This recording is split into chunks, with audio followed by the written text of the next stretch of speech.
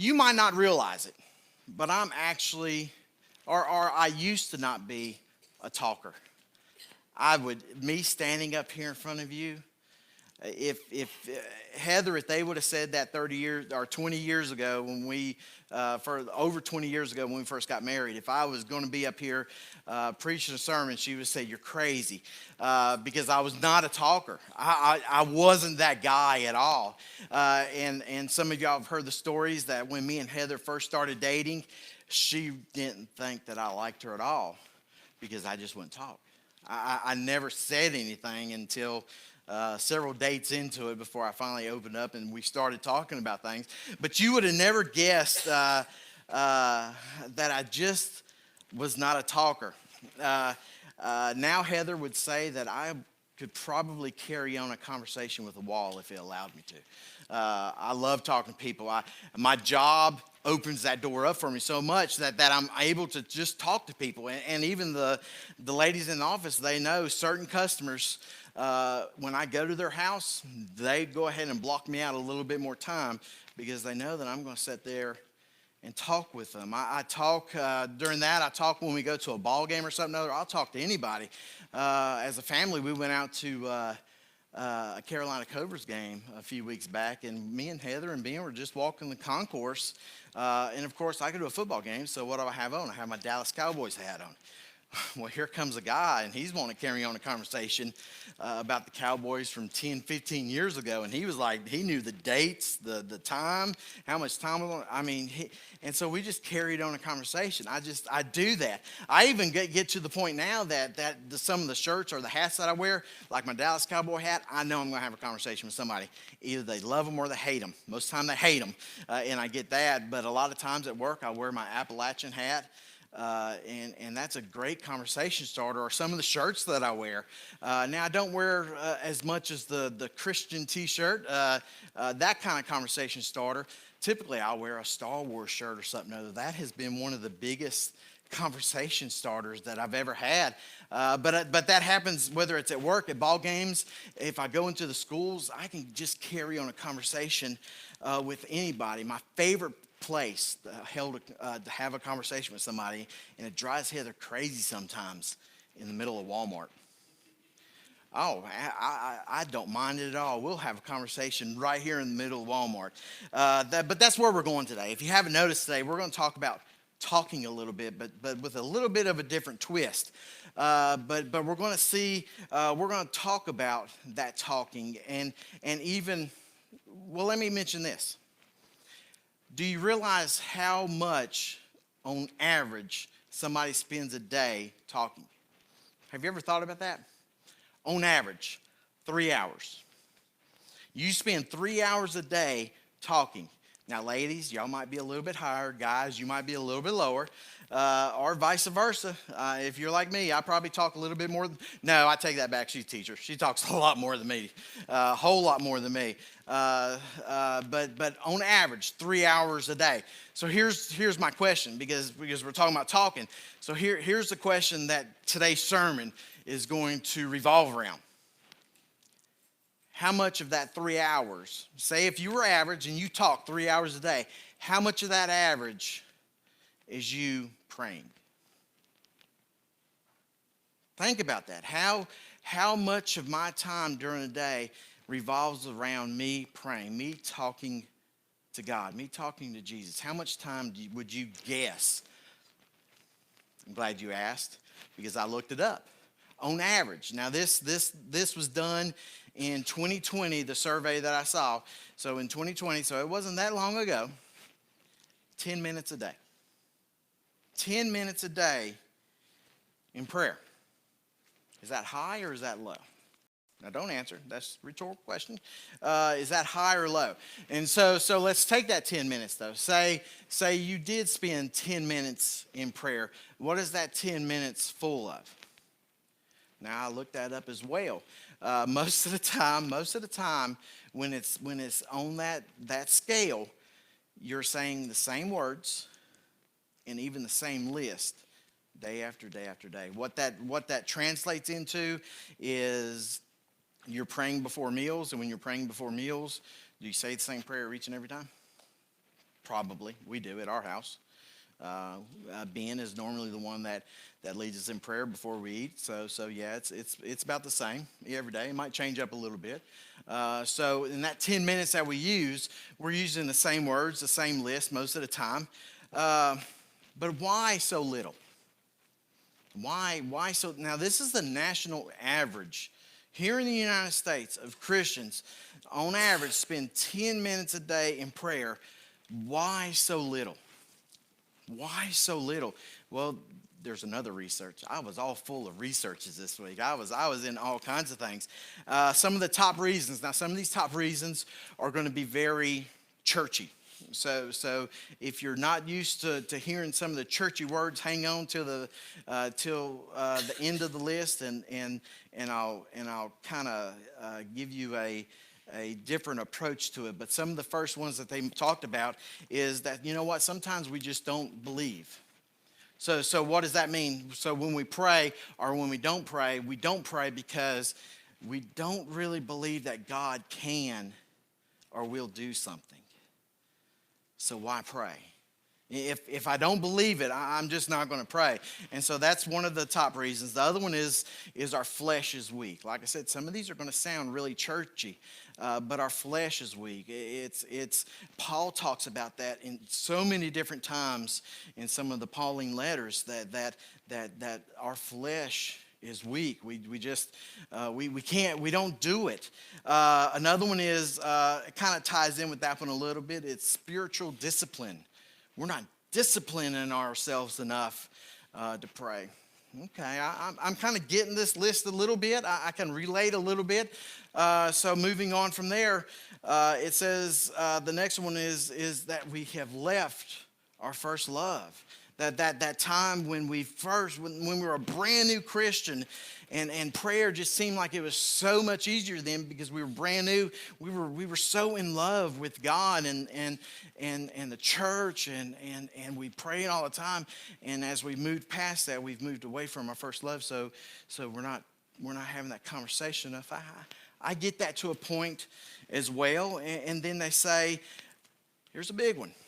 We don't want God to interfere with our lives. I'm not going to pray because I don't want him to interfere with my life. I don't want him to disturb what I'm doing. And I get that. I get that to a point. The next one is well, there's sin in my life. There's things in my life. My life is a mess right now. And so I kind of stopped talking to God.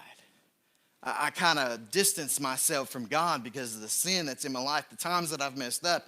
I get that to a point. I understand that. The next one, this is where we leave kind of the church talk, and we go into some real life applications now. We're lazy. Guilty sometimes. I'm not going to lie. I'm going to tell you the truth. We get lazy sometimes, and that's where that 10 minutes goes sometimes. We just get lazy sometimes.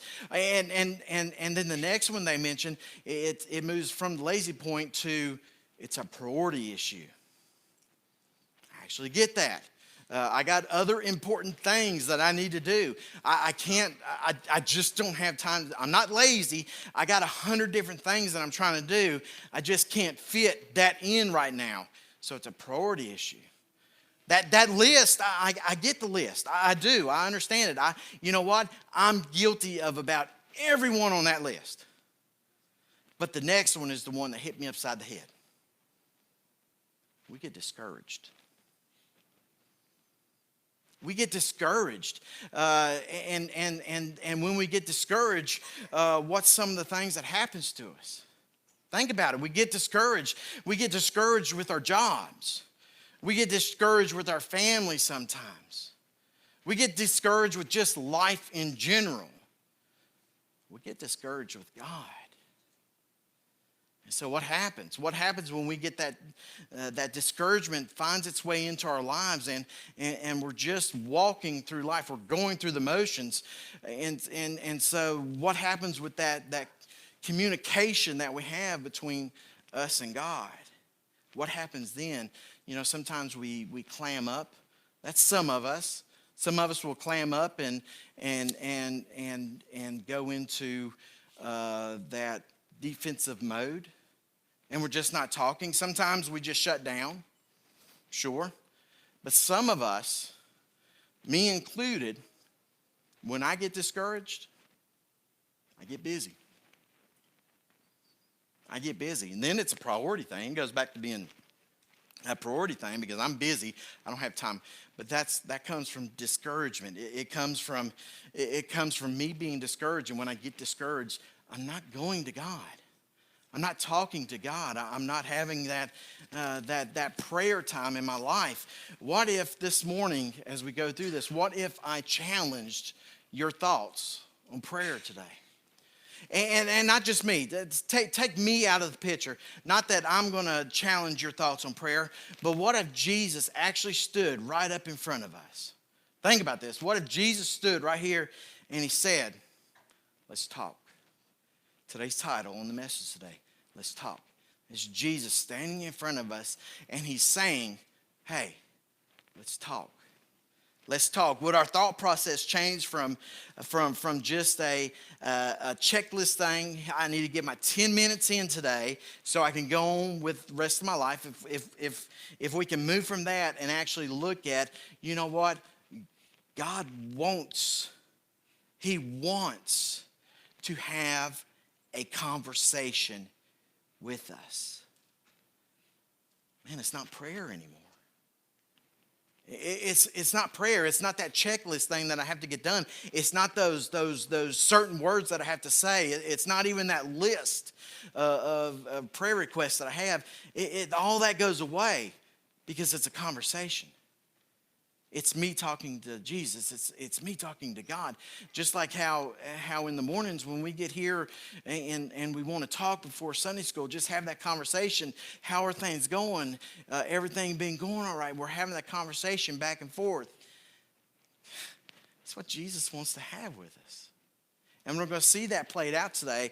Our scripture is going to revolve just about throughout all of John chapter 21. If you'll go ahead and turn there. I'm not going to give you a specific passage because we're going to skip around a little bit. I'm not going to lie to you. But we're going to be in John chapter 21. And we're going to look at a time in Peter's life. A time in Peter's life where we're going to see that he messed up. He messed up. And so what happens when he messes up? He gets discouraged. So what happens when he gets discouraged? He really doesn't have direction in his life. And when he doesn't have direction in his life, what does he do? He tries to distance himself from Jesus.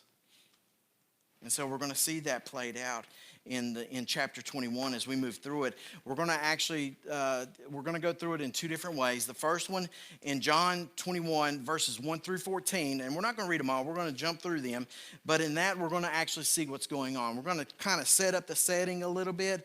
We're going to get some of the content out of that. And then when we get into verses 15 through 17, that's really going to be our main focus in our scripture. That's really going to be the meat of the scripture today, because really that's the talk. That's the talk in the title today. Let's talk. But before we get into the chapter 21, we got to kind of know what's going on. And most of us realize what has happened before 21, but just in case you don't know, right before chapter 21, we see that Jesus is going to the cross. And not just that he is going to the cross, but he's already been on the cross. He's already passed. But before that, he's sitting there, and Peter denies him 3 times. Now, that plays a little bit of a role today, so pay attention to that. He's denied Jesus 3 times, and Jesus told him, Peter, you're going to do this. And Peter's like, no, ain't no way. I would die. I'm dying with you, Jesus. I would not deny you 3 times. Yeah, you will, Peter. And not only will you deny me, you're going to run. You're going to flat out run is what Jesus tells him. And so we have to realize that. And then at that point, we know that Jesus has passed away. And that's the last point that Peter knows anything as we head into chapter 21. Because as we get into chapter 21, in the very first part, in verse 3, we're going to see what he does. Now remember, he's already denied Jesus. He's already ran. He's hiding. And so where do we find Peter? Well, we see him in the first part of 21, and it's going down to verse 3. It says, I'm going out to fish, Simon Peter told them. And they said, we'll go with you. So they went out and got into the boat, but that night they caught nothing. So what did he do? He was discouraged. Yeah, we get that. He messed up, first of all. First of all, he messed up. Then he got discouraged. And not only is he discouraged, but he's walking around with really no direction. And he's trying to distance himself. Remember, I mentioned that several times already. He's distanced himself. So what did he do? He went fishing. Now, when he says, I'm going fishing, this is not a hobby for him. When he says, I'm going fishing, what that is busy work. That's him going back to his job, back to what he's comfortable with, back to what he knows, because he's without direction right now.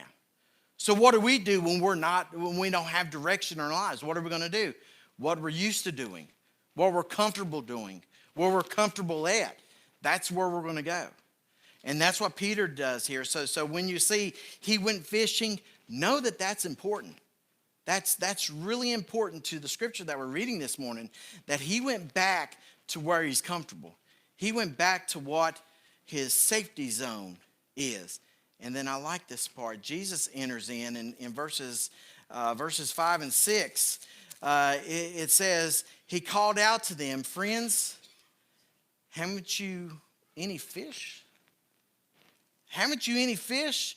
No, they answered. In verse 6, he says, throw your net on the right side of the boat and you'll find some.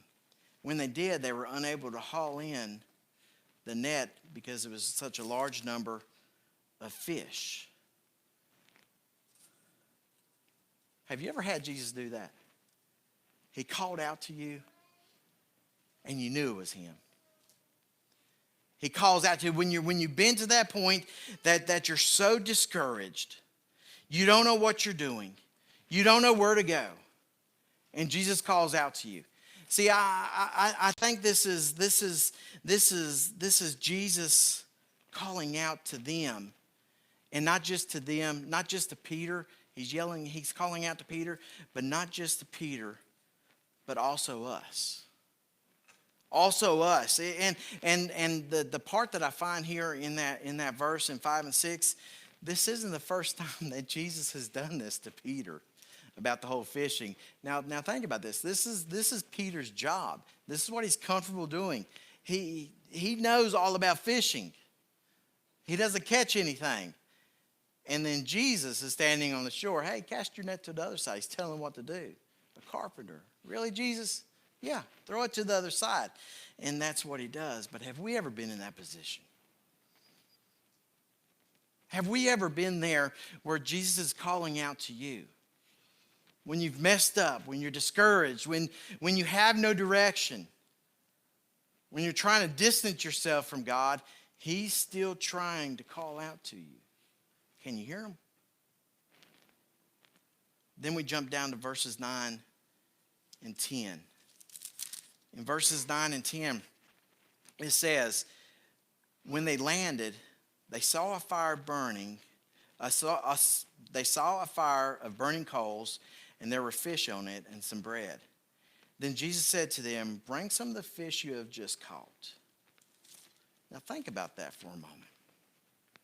Think about that. What did they see? They saw the hot coals. They saw the hot coals. They saw the fish. They saw the bread. The food was ready. It was ready. He already had the food waiting on him. But he still told Peter, you know what? Bring me some fish. So what is that telling us? That's very important here. That's telling us that he didn't need it. He didn't need the fish. It was already cooked. It was ready. But yet he still wants us to bring it to him. He still wanted Peter to bring the fish to him. He doesn't need it, but he wants us to bring it. What he's saying here, he doesn't need us. He wants us. You understand what he's saying here? You understand the thought pattern that Jesus is going through here, that he's trying to talk to Peter, and he's saying, Peter, I don't need your fish, but I want you. He doesn't need to talk to us. He wants to talk to us. See, that takes prayer. That changes everything about prayer. And that says that he wants to talk. He wants to have a conversation with us. And then verse 12, it says, Jesus said to them, come and have breakfast. Come and have breakfast. And none of the disciples dared to ask him, who are you? They knew it was the Lord. Has God ever talked to you in that way? That you know without a shadow, he's told, you know what you need to do. You know that it was God. And you're like, really, God? Have you been there? Heather had that experience yesterday. God directly told her, you need, not audibly, of course, it would have scared her to death. I'd have to take her to the hospital. But she knew that she was supposed to invite somebody out to lunch. Are you serious, God? Really? Am I really the right person? And God's like, yeah. Well, that's what Jesus is saying here. Jesus said to them, hey, guys, come and have breakfast. Let's sit down. Let's have that conversation. Let's talk. Let's talk about things. Let's move through our lives. Let's talk about where we are right now. Let's talk about some of the things that we're doing right now. Let's talk about all the stuff that's going on in your life. Have you been there? Have you been have you messed up so bad that you're like, I just can't. I can't talk to God right now.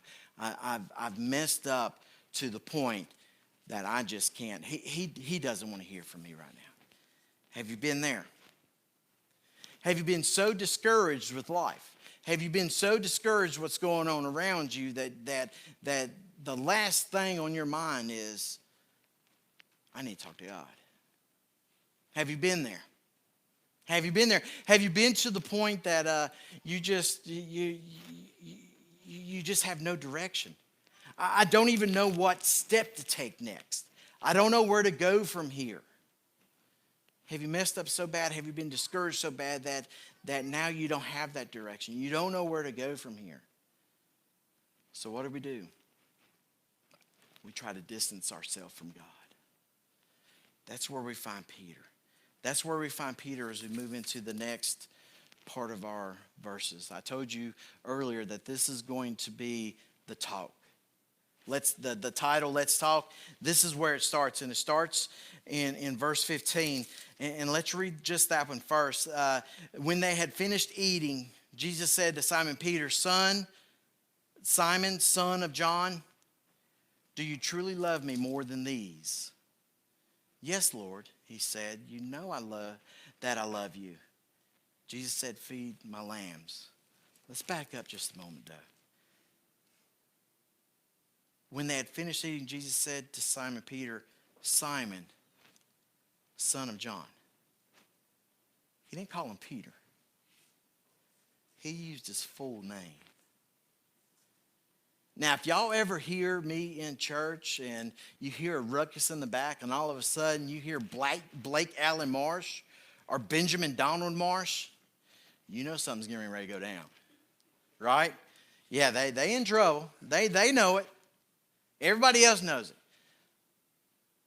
Can you see Jesus doing the same thing to Peter right here?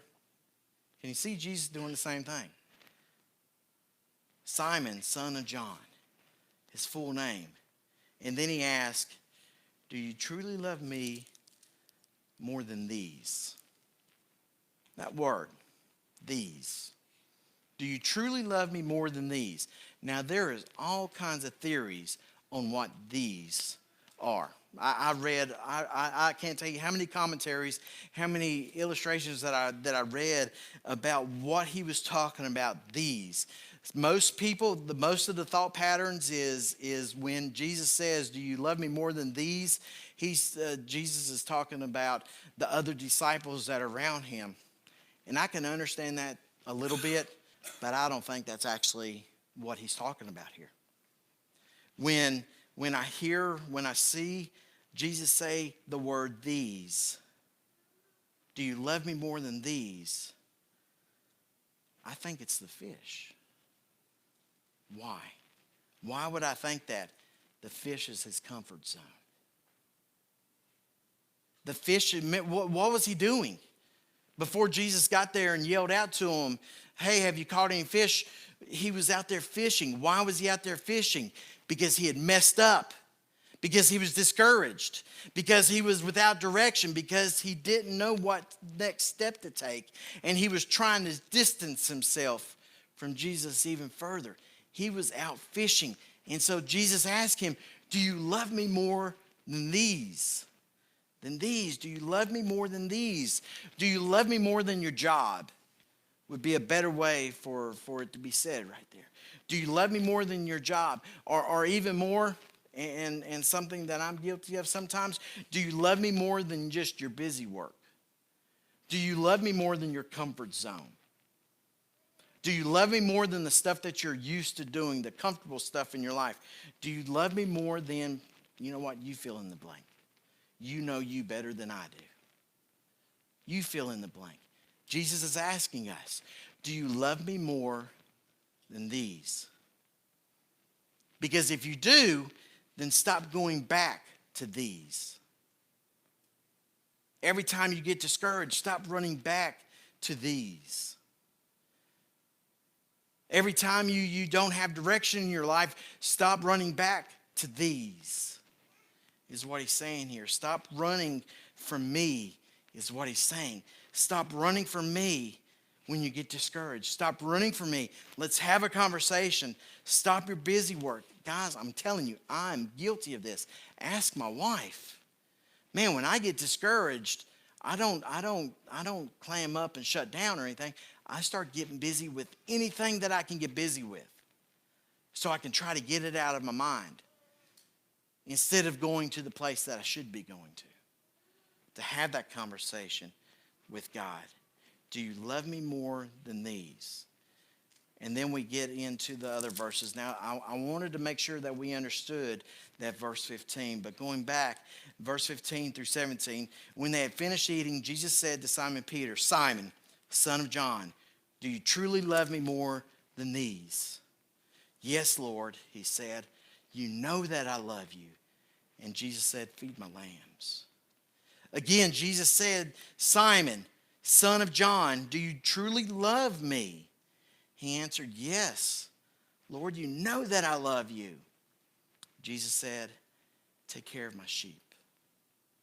The third time he said to him, "Simon, son of John," full name 3 times. Boy, if my kids hear their full name 3 times, they're running at this point. Away from me, mighty fact. "Simon, son of John, do you love me?" Peter was hurt because Jesus asked him the 3rd time, "Do you love me?" He said, "Lord, you know all things. You know that I love you." Jesus said, "Feed my sheep." Feed my sheep then. Now there's a lot of there's a lot of theories on this 3 times. Most people say that each one of Jesus asked him, "Do you love me?" Most people will say that's a reckoning for Peter because he denied Jesus 3 times. So Jesus asked him 3 times, and I agree with that. I do. I agree with that theory of it. But I also believe this was Jesus getting Peter's attention. Because just like if I yell my full name of my children out 3 times, if I tell them something 3 times, is it important? Sure. Sure, and I think that was the point that Jesus was getting to here, that he was trying to get to his attention, because if you're told those things 3 times, yeah, it's important, but even more than that, notice that notice what he doesn't do here. Notice what he doesn't do in those 3. Do you love me? He never brings up Peter's denial. Not one time did he bring up the denial. He just asked Peter, do you love me? He didn't bring up the denial. Because you know why? Because Jesus doesn't look back at what you did. He doesn't look back at where you've been. Hey, think about this. Peter was a hothead. He was a hothead. He was the one with no filters, right? What he said, he just straight out of his brain. No filter at all there. And not only that, so not only is Peter a hothead, Jesus never brings it up. He has no filters. Jesus never brought it up. Hey, he denied Jesus 3 times. Did Jesus bring that up right here? No. No. He never brought these things up. So if not the things that he had done or stuff that's in his back, what did he say?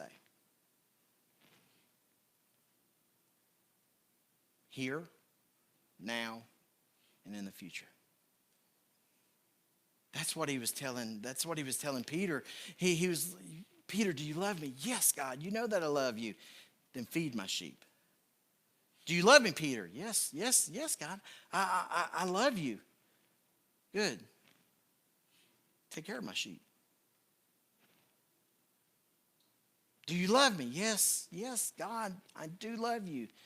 Then feed my sheep. Feed my lambs. Take care of my sheep. Feed my sheep. Here, now, and in the future. Nothing that was behind Peter. I find that fascinating in here. It's because think about it. Who keeps looking back in the rearview mirror? We do. We do. We are the ones that keep looking back. It's human nature to do that. When we've messed up, we want to keep looking back at it, not him. We want to keep looking back. And when we get discouraged, does he look back at what we're discouraged about? No, he's looking forward. Feed my lambs. Take care of my sheep. Feed my sheep. Here, now, and in the future is what God is wanting. So as we finish up this morning, think about that a moment. Stay out of your rear view mirror, first of all. Preached about that very thing weeks ago. Stay out of the rear view mirror. You're not going to win that game if you remember back to that. And so what is he saying? Well, imagine having that. Instead of Peter in this position, imagine us in that position. And Jesus says, do you love me? Do you love me? Because you see, this is the conversation that he's wanting to have with us. This is the conversation that he wants to have with us. Do you love me? Yes, but you don't know what I did. Really? You're going to tell God that? You don't know what I did? This is Jesus' response. Yeah, I do. I know what you did. Did he bring it up? No, you did. Do you love me? That's his question. Do you love me? Yes, God, I love you. But you don't know what I did. Yeah, I do. I do. I was there. I know what you did. Yes, I do love you. And then Jesus says again, because, we don't listen the first time, so we have to wait for the second time sometimes, right? So Jesus asks again, do you love me? Do you love me? Yes, God, but you weren't there. Jesus says, yeah, I was. Did he bring it up? No, you did. You brought it up. He's wanting to show you something. He's wanting to give you something. He's wanting to give you direction for the here, now, and in the future. But we want to keep, you just don't know what I did, God. You don't know where I've been, God. Yeah, I do. I was right there beside you. So we don't listen the first time, right? If you're anything like me, you don't listen the second time either. So it's that third time. And that third time is the one that typically slaps me pretty hard in the face. Jesus is standing there again. Do you love me? Do you love me? Yes. Yes, God, I do love you. But how could you ever forgive me? You know what his response this time is? Yeah, I can. Why? Because I love you that much. That's the conversation that he's wanting to have with you. So I encourage you today, talk. Let's talk. Let's talk to God about, yeah, you could talk about those things that are discouraging you. You could talk about those things that you messed up with. You could talk about you walking in the wrong direction. You could talk about that stuff. But let me encourage you to do one thing. Listen to what he has to say to you, because he doesn't care about that stuff that's back there. He only cares about your next step, where you're going from here. You're here, you're now, and in your future. That's what he wants you to take care of now. Feed my lambs. Take care of my sheep. Feed my sheep. Look forward. Look past what's behind you. Get out of your rearview mirror is what he's saying there. Do you love me? Yes, God. But how could you forgive me? Easy. I love you that much. Kind of goes back to one of the most famous verses in all the world, John 3:16. For God so loved the world. Take out the world and put you in there because you're part of the world. You are his world. For God so loved you that he sent his son to die on the cross. The same cross that he was at when Peter denied him 3 times. Could you imagine if Jesus never came back and confronted Peter about this, and if Peter stayed out on that fishing boat, and if he stayed out back in his comfortable life, if he would have stayed doing that, and he was there and he just kept doing that, and he stayed discouraged. He knew that he messed up. So you know what? I'm just going to stay discouraged the rest of my life. Have you ever felt that way?